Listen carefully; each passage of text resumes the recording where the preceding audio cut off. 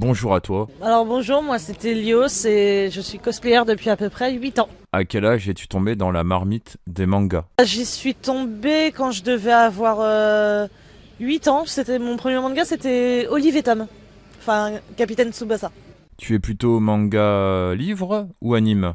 Je suis un peu des deux en vrai. Il y a des fois c'est juste pour moi trop frustrant d'attendre, donc des fois je vais voir les scans, mais sinon il y en a. L'animation des fois est tellement belle que des fois je préfère attendre. Donc tout dépend du manga. En off, tu m'as dit que tu lisais Die Dark. Pourquoi? En fait, je crois que ça m'a intriguée. En fait, c'est un peu l'univers qui m'a intriguée. Au final, j'ai encore du mal encore à accrocher sur certains trucs, mais sinon ça va, j'arrive quand même à suivre. Quels sont tes univers? Est-ce que tu es plus science-fiction, fantasy, fantastique ou horreur? En vrai, c'est un choix très compliqué parce que j'aime tous ces genres-là, mais j'ai un penchant pour tout ce qui touche au spiritisme et à la sorcellerie, donc plus Harry Potter, ouais. Aurais-tu un avis sur le reboot en série? J'attends de voir. Je suis assez curieux, mais je me dis bah pourquoi pas parce que c'est vrai que on a eu un genre de reportage il y a pas longtemps de documentaire sur les 20 ans de la saga. Et donc c'est vrai que c'était très émouvant et moi je ferais partie des fervents admirateurs s'il y avait une série qui se faisait, ouais. Ça pourrait être intéressant. Mais du coup moi voilà, j'anime cette journée et ce week-end avec Francky. Vous pouvez également me retrouver dans toute la convention. Je suis animateur et danseur depuis plusieurs années maintenant et je fais aussi de l'hypnose de spectacle. Donc s'il y en a qui veulent s'essayer à l'hypnose dans la journée, n'hésitez pas à venir me trouver. Et bien sûr, si jamais vous n'avez pas retenu mon nom, vous criez un gros Bakugo, je vous répondrai. Quand as-tu commencé à faire des animations? Alors en fait, il faut savoir que depuis petit, j'ai toujours fait de la scène dans les spectacles d'école, tout ça. Et du coup, ensuite, en fait, ça m'est venu comme ça, naturellement. J'adorais toujours être sur la scène. Et petit à petit, j'ai fait mon petit bout de chemin. Au départ, j'étais toujours en co-animation.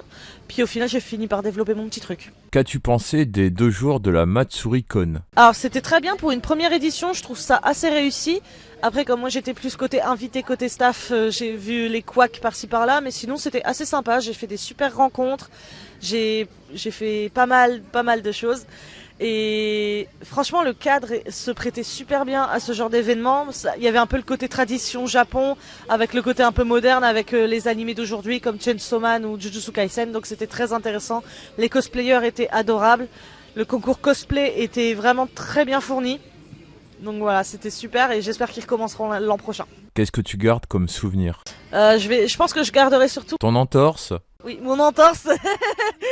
Mais je pense que je garderai aussi surtout comme souvenir mes rencontres, je pense. Surtout et la réceptivité des gens à mes animations. Pas seulement en hypnose, mais vraiment à mes animations, à ma façon d'être. Donc voilà. Peux-tu nous présenter ton compte Instagram, à moins que tu en aies plusieurs? Alors j'en ai plusieurs, oui. Alors j'ai mon compte Instagram Telios System, qui est le compte où en fait je montre tous mes shootings cosplay.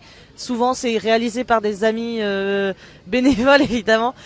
Et j'ai un compte aussi hypnose parce que je fais de l'hypnose de spectacle et également un compte photo où je poste des photos que moi-même je prends, que je modifie et que je monte.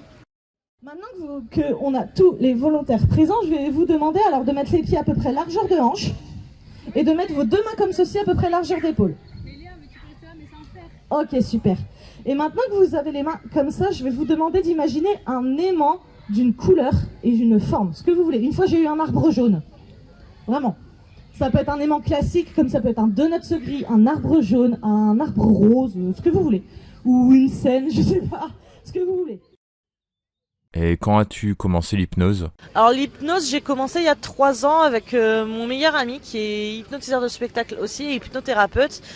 Alors lui, ça fait plus de 10 ans qu'il en fait, donc il est formateur aussi en hypnose. Et tout simplement, un jour, il m'a dit bah tu veux te former? J'ai fait bah allez. Et du coup, il m'a pris sous son aile et c'est venu comme ça. C'est vraiment au départ, je pensais pas être capable d'apprendre l'hypnose, mais au final, ça s'est appris comme ça.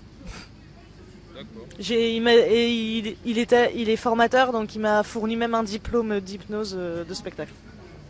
Depuis quelque temps, dans le département et dans les autres départements en France, il y a eu l'explosion des conventions et salons manga.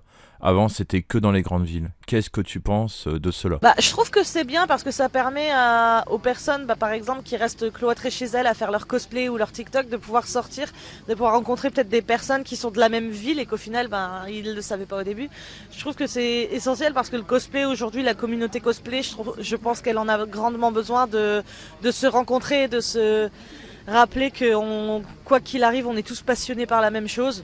Peut-être pas les mêmes univers au début, mais au final, on se met toujours d'accord, par exemple, sur SNK, My Hero Academia, ou même les plus anciens, comme je pense notamment à Killary, ou d'autres mangas qui traversent plusieurs shoujo.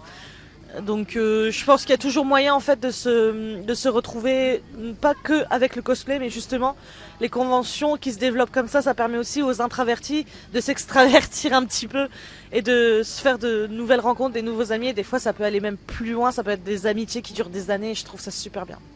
Tu as fait beaucoup de conventions donc. Oui, j'en ai fait vraiment beaucoup, que ce soit en visiteur ou en animation, j'en ai fait pas mal.